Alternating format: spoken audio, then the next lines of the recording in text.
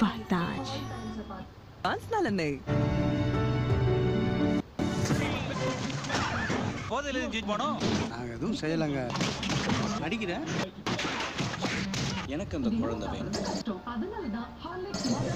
ஊரை சுத்துற மாமட பையல்ல எனக்கு ஒரு மவுஸ் இருக்குதடா, முதல்ல பக்கம் வந்து கேளுடா. பண்ணிட மாட்டாங்க. இனிமே இந்த குழந்தை மட்டும்தான் எனக்கு எல்லாம் நான் முடிவு பண்ணேன்.